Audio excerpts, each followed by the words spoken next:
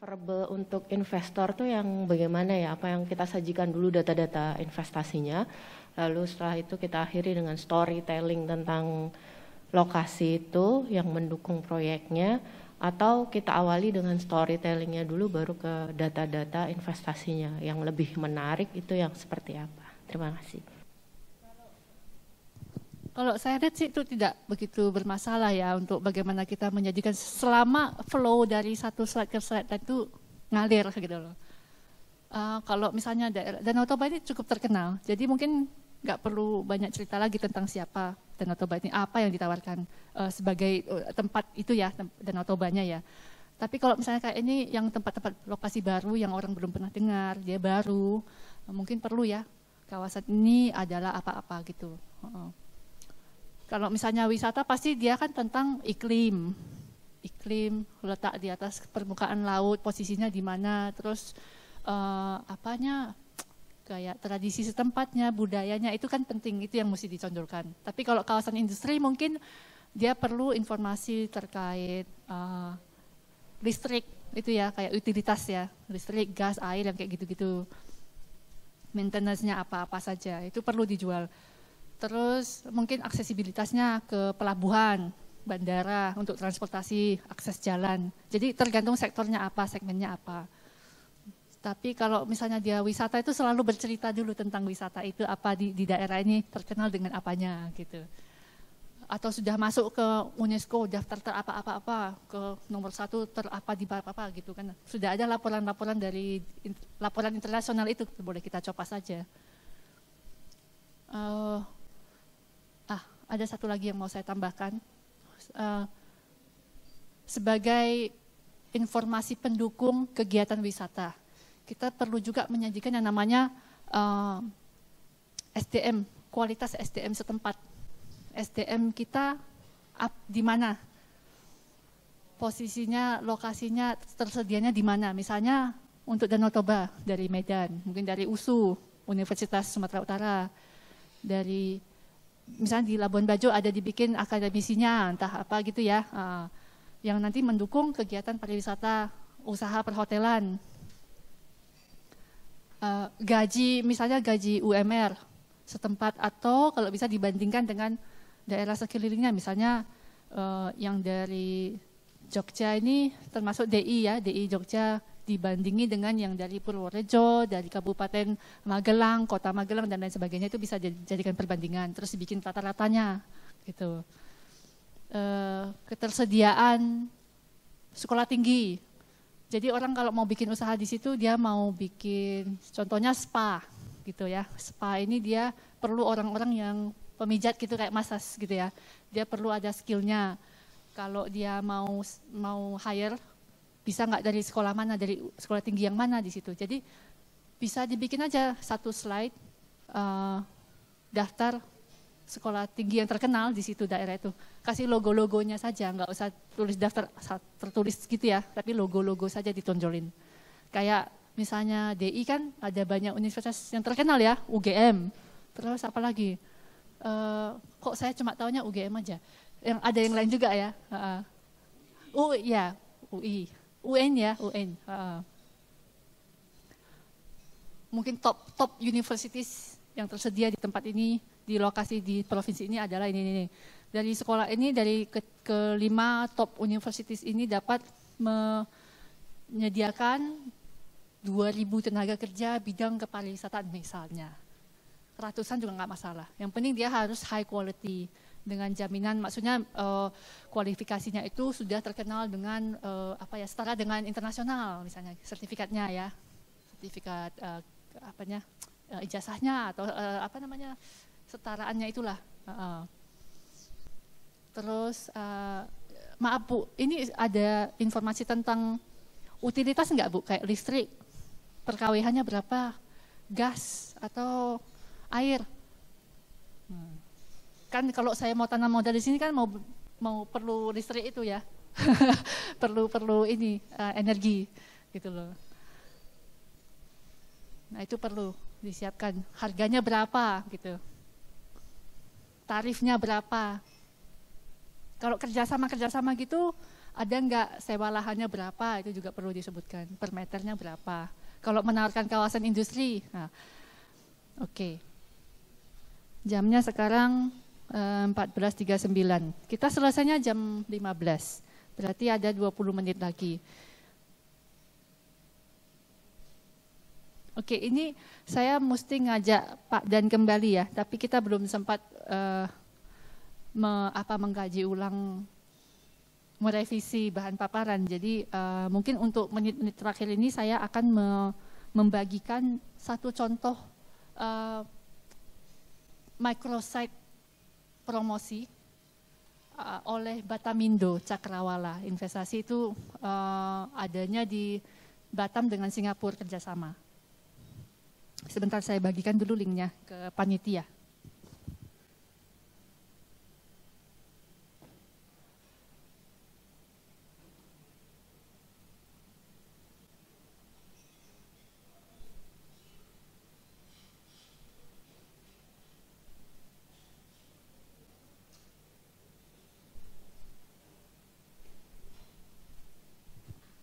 Mohon izin ya, Ibu Desti atau Bu Panitia, ini saya sudah kirim melalui WA alamat situsnya yang mau saya tunjukkan, boleh dibagikan ke tim. Oke, baik, sambil menunggu, jadi Ibu dari DPMP PTSP Purworejo, mungkin seperti itu dulu ya Bu ya. Silakan Bu, kalau nanti ada yang mau ditanyakan, saya masih ada di sini Bu. Jadi demikian dulu Pak untuk Bapak Ibu untuk bahan paparan yang kita review seperti ini dulu, karena tingkat level isi konten daripada bahan paparan dari setiap promotional agencies-nya berbeda-beda. Ada yang sudah sangat bagus sekali, ada yang sedang-sedang, ada yang belum bikin, dia masih dalam tahap laporan. Jadi agak susah kalau kita lihat satu-satu, nanti nggak cukup waktunya seperti itu. Ya Pak. Sekedaran bertanya Bu. Jadi untuk membuat materi promosi ini memang harus ada dulu dokumen Bu ya. Kalau ya kita misalnya kalau belum selesai dokumen iPro paling tidak kan ada FS ya atau pra FS. Harus ada itu Bu ya. Setidaknya bahan paparan saja Pak. Bahan paparan pakai PowerPoint gini aja dulu Pak. Enggak, maksud kita tuh tahapannya itu. Karena kan nanti tiba-tiba dia berminat. Kan gitu, berminat. Ternyata dia menginginkan dokumen, dokumen belum kita persiapkan. Atau bisa nggak tanpa itu, karena memang kadang-kadang pengusaha ini tanpa itu pun dia akan membuat dokumen sendiri kan. Dokumen yang kita buat dengan dokumen yang dia buat itu kan pasti berbeda. Kalau kita kan berkaitan dengan regulasi ya, dengan kondisi existing kita punya. Tapi kalau mereka nanti datang, mereka membuat dokumen sendiri. Dari konsultan dia sendiri, tapi dari segi finansial ya kan, mereka kan berarti kan dari segi keuntungannya, berarti itu proposal mereka ya Pak ya, proposal dari mereka ya? Enggak, maksud kita gini, kan kita kan mau menawarkan ini, strategi promosi kita nih. Kan tadi Ibu bilang kan, contoh seperti tadi kita dibuat dalam bentuk seperti resume tadi itu ya. Apakah kami harus membuat dokumen dulu, atau hanya bisa seperti itu dulu tanpa dokumen gitu Bu? Supaya kita kan jelas nanti, tiba-tiba itu nanti dokumennya mana, kita ternyata nggak ada gitu kan. Calon investor ini kan kritis ya. Iya Pak, sebaiknya sih disiapkan dulu ya Pak ya. Kalau ada sambil mengisi waktu, sambil Bapak menunggu adanya investor ini, harusnya sudah ada Pak bahannya. Karena nanti kalau untuk perusahaan biasanya swasta itu mereka juga perlu laporan untuk audit dia, finansial dia, kenapa dia perlu investasi itu, dia juga perlu lapor secara internal. Meskipun dia mungkin bukan perusahaan besar, tapi itu perlu bagi dia nanti untuk timnya itu mengevaluasi boleh nggak kita investasi di situ. Mereka perlu bahan-bahan itu. Jadi sebaiknya disiapkan Pak. Jadi ketika diperlukan Bapak sudah ada gitu loh. Kalau nggak kan kalang kabut, misalnya hari ini Pak udah ketemu, besoknya dia minta informasi ini masih disusun kan, nanti jadi terbalik ya Pak. Mungkin ini situasinya ayam sama telur ya Pak.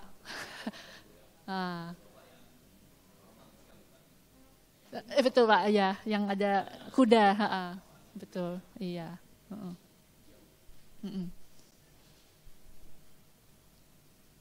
Oke. Ini situsnya Batamindo Investment Cakrawala. Ini adalah kawasan industri. Jadi Bapak Ibu mungkin sedikit masukan atau ide untuk bagaimana kalau Bapak Ibu mau menciptakan sebuah microsite untuk promosi. Jadi nggak usah bahan-bahan promosi yang sudah dibikin tadi, laporan-laporan bisa dimasukkan kemari. Kita bisa lihat contoh dari sini, ada corporate profile. Kalau kita klik corporate profile-nya akan muncul. Nah, jadi satu-satu ini ada timnya, ada orangnya.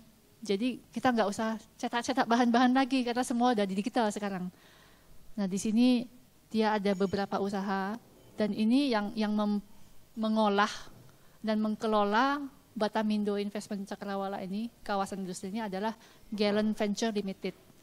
Nah di sini ada dibikin beberapa jenis bentuk proyek-proyek yang ada. Nah terus di sebelah kirinya sana ada lagi pilihan-pilihan. Silakan diklik aja salah satu.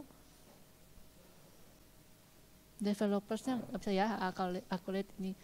Nah bisa dibikin kayak sudah ada award apa yang sudah dimenangkan oleh kawasan ini. Entah dia terpilih sebagai salah satu tempat wisata yang dikasih UNESCO kayak slogan tertentu, awards, penghargaan tertentu. Kemudian klik lagi yang bawahnya Batam, itu tentang Batamnya ya. Terus dia ada video nanti. Nah dia bikin infografik yang kayak begini, kayak dia interaktif gitu. Lalu digambarin dari Singapura ke Batam itu kan paling ini ya, aksesibel ya. Nah terus lagi di bawah itu ada facts and figures, ada investment insights, nanti bisa diklik. Bapak Ibu bisa ciptakan seperti ini. Contek aja nggak apa-apa kok kita, tapi pakai branding sendiri. Jangan pakai yang seperti sama-sama begini. Nah terus tadi pagi Pak Dan juga sudah kasih contoh yang lain yang dari Sabah. Ini terus ada investment insight-nya juga sudah ada. Nah ini bisa di scroll ke bawah. Kayak ini kan dia katanya kalau untuk foreign investment boleh gitu 100%. Bisa misalnya PMA itu bisa menguasai 100% usaha di situ. Terus kemudian di kiri lagi Pak, Batamindo itu siapa gitu, apa kawasan itu. Ada wastewater treatment-nya, ada ininya power plant. Jadi sembari Bapak Ibu mendevelop, menyusun bahan promosi, ini nanti bisa diupdate. Kalau yang sudah ada di situ misalnya dia ada PT PLN-nya, bisa dimasukkan ke situ juga. PLN, Pertamina untuk utilitasnya ya. Nah, terus lagi sebelah kiri ada work, life, play, itu silakan. Nah misalnya di sini orang yang misalnya pengusaha dia mau buka usaha di situ terus pabrik, terus dia mau tinggal di situ bawa keluarganya. Ada disediakan lahannya seperti apa. Ini contoh-contoh industrial park-nya yang berapa meter square, yang mau di-rent bisa, yang mau disewa ini. Harganya nanti ada di dalam. Ini kayak jualan properti dia. Kan sebetulnya lebih kurang sama dengan apa yang mau Bapak Ibu tawarkan untuk kawasan-kawasan proyek-proyek ini kayak tadi Purworejo, terus yang kawasan wisata tadi dari Jawa Tengah. Per meternya berapa, terus sudah ada contoh-contoh tipe-tipe kayak jualan properti lah sama. Terus ke kiri lagi facilities. Ya. Nggak bisa ya, oke, ke bawah. Nah ini mungkin lagi diupdate. Ini ada executive village ini untuk tempat tinggalnya si eksekutif, manajemennya orang-orang mungkin orang Singapura yang buka pabrik di situ atau perusahaannya buka pabrik di situ tapi dia perlu eksekutifnya orang Singapura tinggal di situ juga, jadi dipindahin, direlokasi ke daerah itu. Dia boleh tinggal di apartemen ini misalnya, bawa keluarganya kemari. Terus lagi, nah ini kan ada just 15 minutes dari ini. Jadi hanya 15 menit ke pabriknya, ke kawasan industri. Terus lagi bawah play, exchange.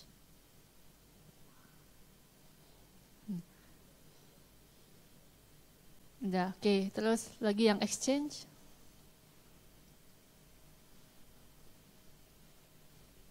Dia ada marketplace, jadi di situ sudah siapa saja yang mendirikan usaha dari A sampai Z.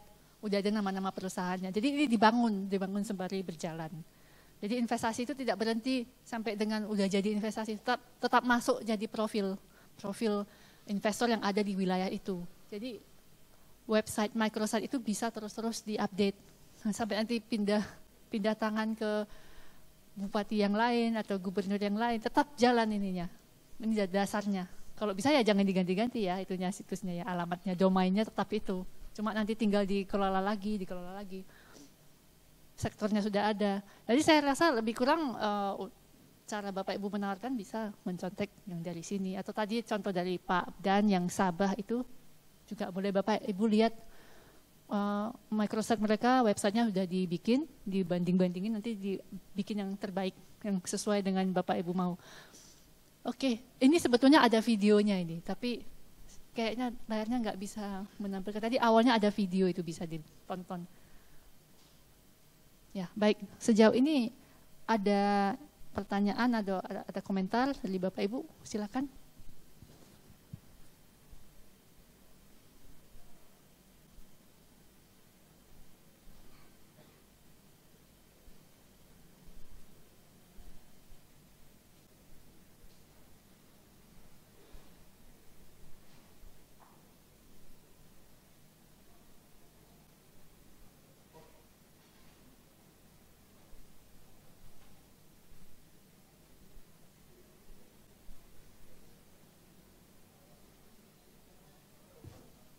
Oke, Ibu Desti ya. Iya, silakan Pak. Pak Rian. Oh, enggak bisa.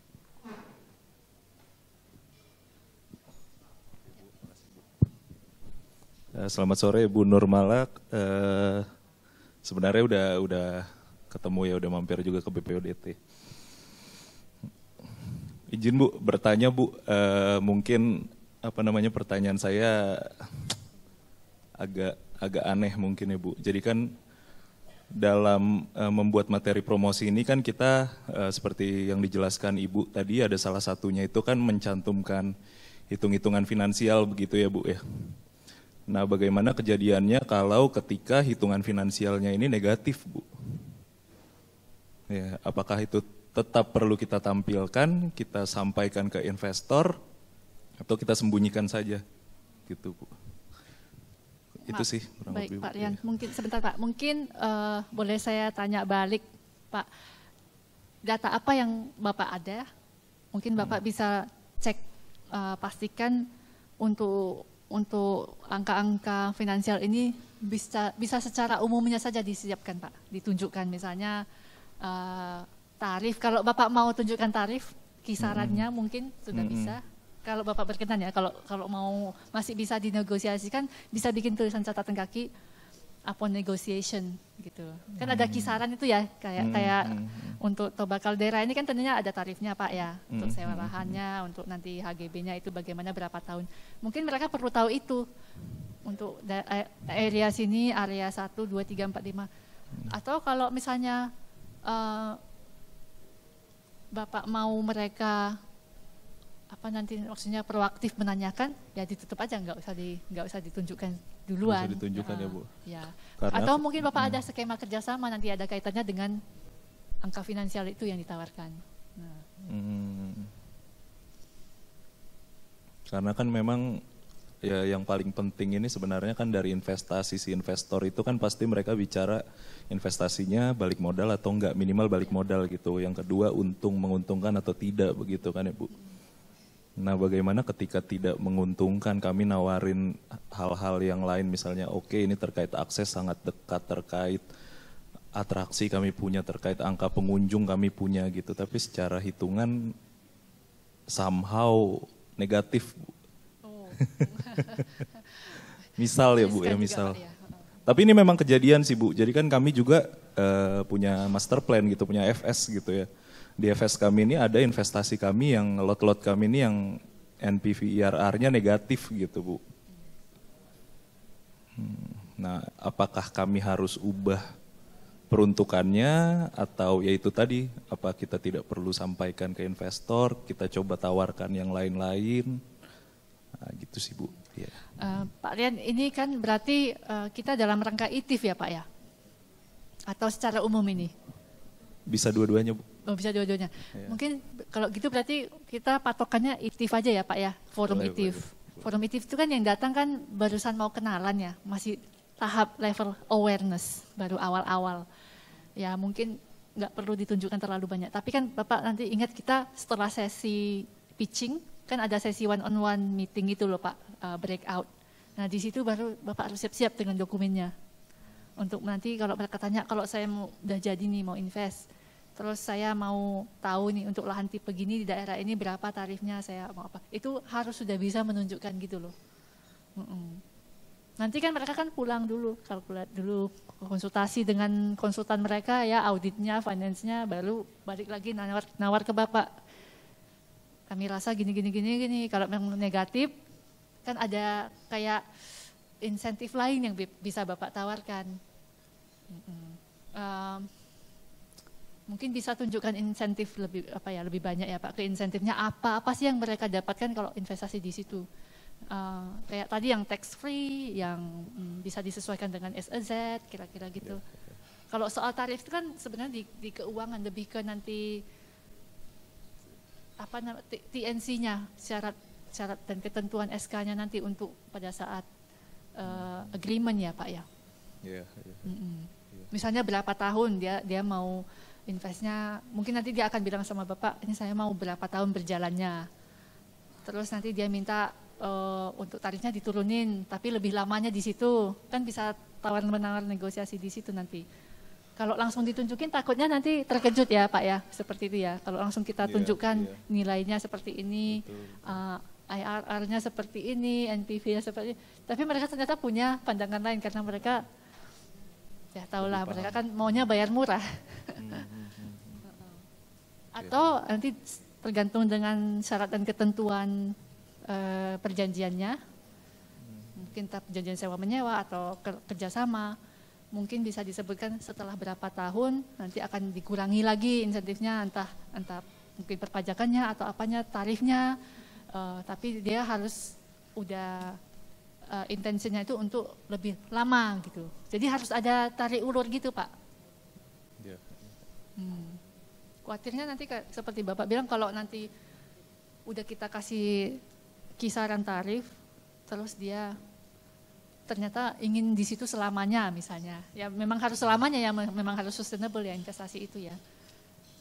Tapi ternyata ketika dia sudah lihat, kalau gitu nggak bisa lama-lama di situ, sebentar aja gitu. Mana tahu ada yang mau coba-coba usahanya.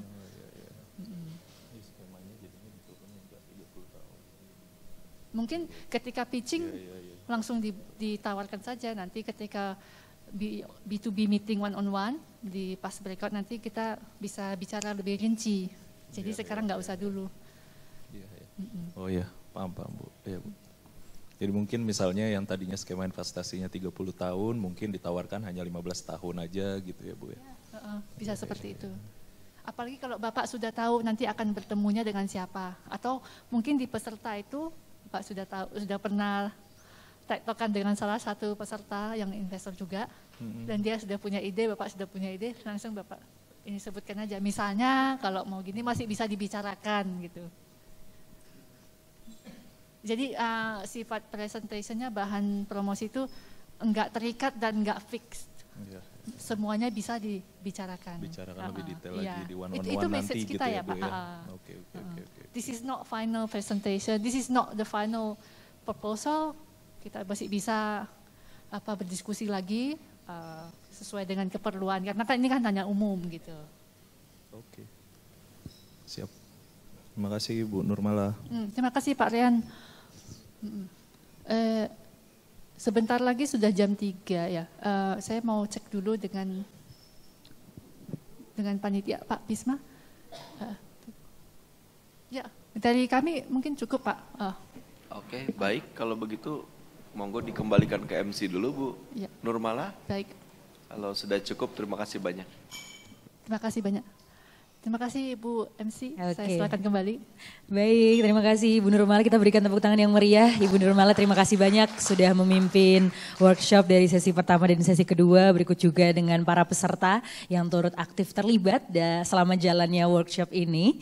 Dan dengan ini berakhir sudah workshop kita di sesi kedua pada kesempatan hari ini. Dan saya menginfokan bahwa kegiatan nanti malam masih berlanjut, yakni terdapat gala dinner yang akan dimulai dimulai di pukul 18 dan sebelum para hadirin meninggalkan ruangan, saya juga turut mengingatkan bahwa barcode-nya nanti bisa ditukarkan di meja registrasi, bisa ditukarkan dengan souvenir. Jadi harap untuk dapat menukarkan barcode tersebut dengan souvenir di luar ruangan. Dan setelah ini para hadirin saya persilahkan untuk dapat menikmati hidangan coffee break yang juga terletak di area balkon luar ruangan. Karena acara akan kami akhiri untuk siang hari ini dan ruangan akan segera di set up untuk agenda nanti malam. Terima kasih banyak. Sebelumnya saya tutup acara workshop peningkatan materi promosi investasi pada kesempatan hari ini. Wassalamualaikum warahmatullahi wabarakatuh.